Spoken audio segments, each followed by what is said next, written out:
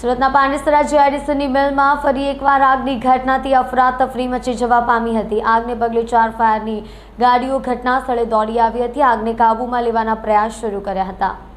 સુરતના પાંડેસરામાં આવેલી જીઆઈડીસીમાં આગની ઘટના સામે આવી છે। આગને પગલે આસપાસના વિસ્તારોમાં નાસભાગ મચી ગઈ છે। ઘટનાને પગલે તરત જ ફાયર વિભાગને જાણ કરાતા ફાયરનો કાફિલો ઘટના સ્થળે પહોંચી ગયો હતો અને આગ ઉપર કાબૂ મેળવવાનો પ્રયાસ હાથ ધરવામાં આવી રહ્યો છે। પાંડેસરા જીઆઈડીસી વિસ્તારમાં આવેલી અન્નપૂર્ણા મિલમાં લાગેલી આગ એટલી વિકરાળ છે કે તેના ધુમાડા 1.5 કિલોમીટર દૂરથી પણ જોઈ શકાય છે। જોકે આગમાં કોઈ જાનહાનિના સમાચાર હજુ સુધી સામે આવ્યા નથી, પરંતુ મિલમાં રહેલો મોટાભાગનો માલસામાન બળીને ખાખ થયો છે। આગને નિયંત્રિત કરવા માટે 4 થી વધુ ફાયર બ્રિગેડની ટીમ ઘટના સ્થળે પહોંચી ગઈ છે। પ્રાથમિક જાણકારી અનુસાર આગ શોર્ટ સર્કિટને કારણે લાગી હોવાનું મનાઈ રહ્યું છે। જોકે આગની જાણ થતાં આસપાસના લોકોના ટોળા પણ એકત્રિત થઈ રહ્યા છે, તો ઘટનાની જાણ થતાં જ પોલીસ પણ ઘટના સ્થળે પહોંચી ગઈ હતી અને ટોળાઓને વિખેરવાની કામગીરી કરી હતી અને આગળની તપાસ હાથ ધરવામાં આવી છે। આશરે 2 કલાક પહેલા પાંડેસરા ખાતે આવેલ અન્નપૂર્ણા ડાઇંગમાં આગ લાગવા બાબતે અમને વોચમેન મારફત માહિતી મળી અને તાત્કાલિક ફાયર બ્રિગેડને જાણ કરી ફાયર બ્રિગેડના તમામ રેસ્ક્યુ વર્ક અહીંયા પહોંચી ગયું છે। આગ બુઝાવવાની કામગીરી ખૂબ ઝડપથી ચાલે છે। સદનસીબે કોઈ જાનહાનિ અત્યાર સુધી દેખાઈ નથી અને નહીં હોવાના સમાચારો છે। આગ લાગવાનું કારણ શું બતાવવાનું? આગ લાગવાનું કારણ બહુ ચોક્કસ માહિતી અત્યારે કંઈ અમારથી સાંપડતી નથી, પણ જ્યાં સુધી અમને સમજ પડે છે ત્યાં સુધી કોઈ શોર્ટ સર્કિટ આવી શકે અંદર, અથવા તો ઓવર હીટિંગ હોય એવું લાગે છે, પણ અત્યારે કોઈ ચોક્કસ માહિતી અમારી પાસે નથી। અંદર જોયા વગર કંઈ ખબર નહીં પડશે। અમુક જાણકારી પ્રમાણે સાહેબ લોકોનું કહેવું છે કે ઓઇલ જે પાઇપ છે એમાં ફોલ્ટ થયાથી ઓવર હીટિંગ હોઈ શકે, પાઇપમાં બનવા જોગ છે।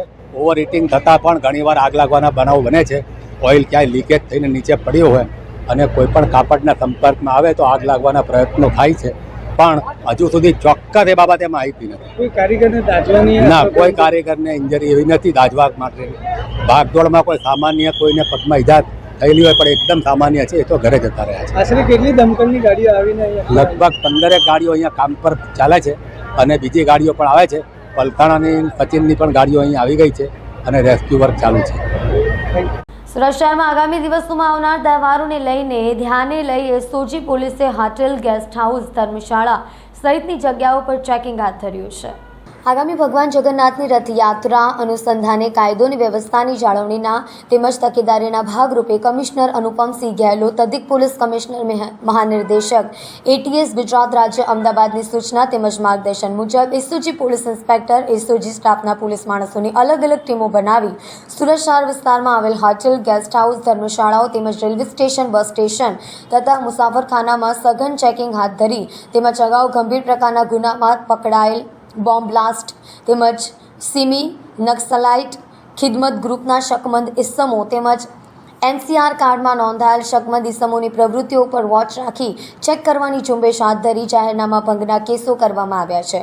હોટેલ ચેકિંગ દરમિયાન મૈદરપુરાની હોટેલ ઝિંઝરમાં તારીખ 3/7/2024 તારીખ 5/7/2024 દિન સુધીમાં કુલ 129 ગેસ્ટની પથિક સોફ્ટવેરમાં એન્ટ્રી નહીં કરી ગેસ્ટ રજિસ્ટર ની ફરજ નિભાવણી નહીં કરનારની સામે મૈદરપુરા પોલીસ સ્ટેશનમાં ગુનો રજીસ્ટર કરાયો હતો।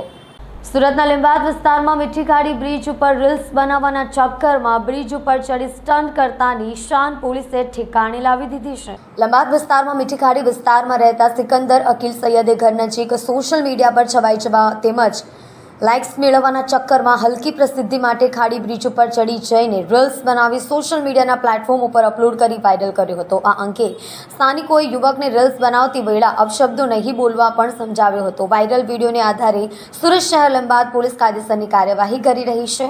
હાલના યુવાનો સોશિયલ મીડિયામાં લાઇક્સ અને હલકી પ્રસિદ્ધિ મેળવવાના ચક્કરમાં જીવના જોખમે અને અપશબ્દોનો પ્રયાગ કરતા હોય તેવું સામે આવે છે। આવો જ એક કિસ્સો લીંબાદ વિસ્તારમાં બન્યો છે। સોશિયલ મીડિયા પર છવાઈ જવાના ચક્કરમાં યુવક મીઠીખાડી બ્રિજ ઉપર ચડી છે અપશબ્દોનો પ્રયોગ કરી રહ્યો હતો, ત્યારે સ્થાનિકોએ આ બાબતે સમજાવી છતાં નહીં સમજી સોશિયલ મીડિયાના પ્લેટફોર્મ પર વિડીયો વાયરલ કરતા પોલીસે કાયદાનો પાઠ ભણાવી યુવકની શાન ઠેકાણે લાવી દીધી હતી। સુરતમાં રહેતા ડ્રગ્સ પેડલર જયેશ મકવાણાને એમડી સપ્લાય કરનારા મુંબઈનો કુરિયર બોય આદિત્યની કાપોદ્રા પોલીસે ધરપકડ કરી લીધી છે। મોબાઈલ નિવેશ કરતા કામરેજના યુવકને રૂપિયા 2.30 લાખનું મેફેડોન ડ્રગ્સ આપનારાને વોન્ટેડ આરોપીને કાપોદ્રા પોલીસ દ્વારા મુંબઈથી દબોચી લેવામાં આવ્યો છે.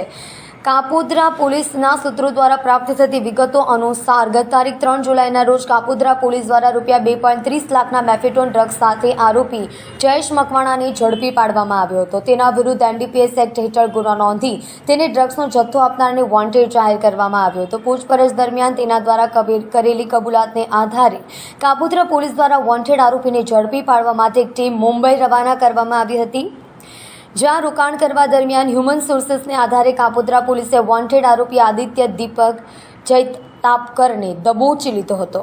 ઊંચા વ્યાજે નાણાં આપી ભોગ બનનાર પાસેથી વ્યાજની પઠાણી ઉઘરાણી કરી જમીન, પ્લોટ, કોરા ચેક અને ગાડીઓની RC બુક પચાવી પાડનાર વ્યાજખોર ઇસમને પકડી પાડતી ડંડોલી પોલીસની સર્વેલન્સ ટીમ. સુરત પોલીસે વ્યાજખોરો વિરુદ્ધ લાલા કરી છે. છેલ્લા 24 કલાકની અંદર જ સુરત શહેરના અલગ અલગ પોલીસ મથકમાં 25 વ્યાજખોરો સામે ગુનો નોંધાયા છે. ત્યારે ડંડોલી વિસ્તારમાં ઊંચા વ્યાજે નાણાં આપનાર વ્યાજખોર સામે ગુનો નોંધાયો છે. જે વ્યાજખોર આરોપી પર 2 થી વધુ ગુનો નોંધાયો હશે તેની સામે સુરત પોલીસ પાસાની કાર્યવાહી કરશે. પોલીસ દ્વારા વ્યાજખોરો વિરુદ્ધ એક ખાસ અભિયાન હાથ ધરવામાં આવી રહ્યું છે, જેમાં અલગ અલગ ઝોન વિસ્તારમાં લોક દરબારનું આયોજન પોલીસ દ્વારા કરવામાં આવ્યું છે. ત્યારે ડંડોલી વિસ્તારમાં વ્યાજે નાણાં આપી ભોગ બનનાર પાસેથી વ્યાજની પઠાણી ઉઘરાણી કરી જમીન, પ્લોટ, કોરા ચેક, ગાડીઓની RC બુક પચાવી પાડનાર વ્યાજખોર દયાલ નારાયણ સિંઘની ડંડોલી પોલીસે ધરપકડ કરી વધુ પૂછપરછ હાથ ધરી છે. તબીબી સ્નાતકના અભ્યાસક્રમમાં GMERS દ્વારા ચાલુ શૈક્ષણિક વર્ષ 2024-25 માટે લાગુ કરેલ તોતિંગ ફી વધારો તાત્કાલિક અસરથી રદ કરવા મામલે સુરત આમ આદમી પાર્ટીએ કલેક્ટરને આવેદનપત્ર આપી રજૂઆત કરી હતી.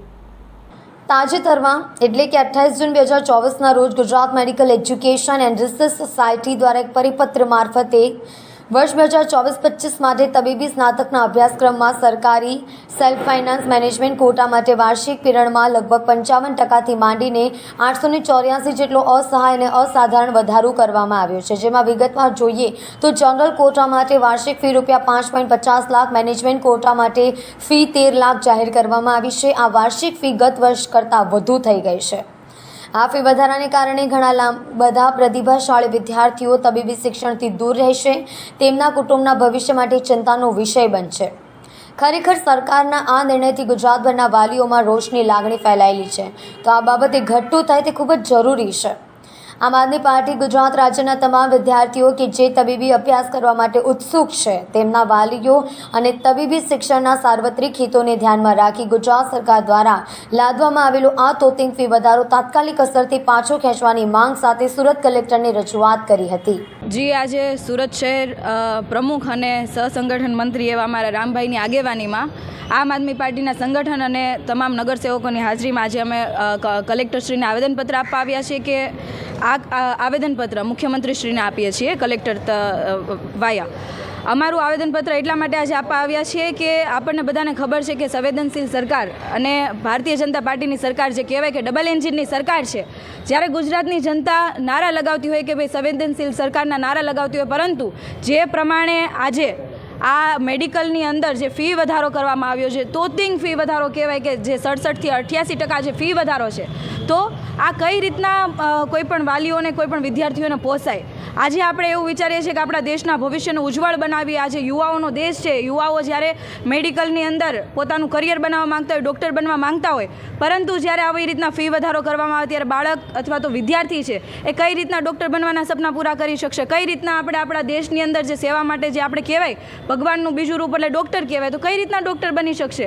આજે હું વાત કરું કે જે GMERS દ્વારા જે ફી વધારો કરવામાં આવ્યો છે, તો આ ફી વધારો પાછો ખેંચવા માટે અમારી આમ આદમી પાર્ટીની આખા ગુજરાતની અંદર તમામ જગ્યાએ આવેદનપત્ર આપીએ છીએ કે તાત્કાલિક ધોરણે આ ફી વધારો પાછો ખેંચવામાં આવે. જો ફી વધારો પાછો ખેંચવામાં નહીં આવે તો આવનારા સમયની અંદર વિદ્યાર્થીઓ વાલીઓને સાથે રાખીને આંદોલન કરીશું. KP હ્યુમન SBNIT સાથે ભારત સરકારના ઉન્નત ભારત અંતર્ગત સોલાર પ્રોજેક્ટ ઇન્સ્ટોલેશન કોર્સ શરૂ કર્યો છે. પ્રથમ બેચના 45 વિદ્યાર્થીઓએ 5 દિવસની તાલીમ લીધી. આ તમામને સર્ટિફિકેટ એનાયત કરવામાં આવ્યા હતા. ઉન્નત ભારત અભિયાન અંતર્ગત સુરતના KP ગ્રુપે SBNIT સાથે મળીને શરૂ કરેલા સોલાર પ્રોજેક્ટ ઇન્સ્ટોલેશન કોર્સમાં 5 દિવસીય પ્રથમ ટ્રેનિંગ સફળતાપૂર્વક પૂરી થતાં પહેલા બેચમાં 45 વિદ્યાર્થીઓને કેપી ગ્રુપના CMD doctor Farooq Patel, COO Shahidul Hasan, SBNITના director Anupam Shukla, UBA chairman doctor Kripesh Chauhan, project coordinator doctor Varshaben Shah સહિતના દ્વારા સર્ટિફિકેટ આપવામાં આવ્યા હતા. કેબી ગ્રુપના ચેરમેન અને MD ડૉક્ટર ફારૂક પટેલે આ પ્રસંગે જણાવ્યું હતું કે આ યુવાઓ પોતાના પરિવારના ગુજરાન માટે વ્યવસ્થા કરવા સાથે દેશની હરિત ક્રાંતિમાં પણ પોતાનું યોગદાન આપશે.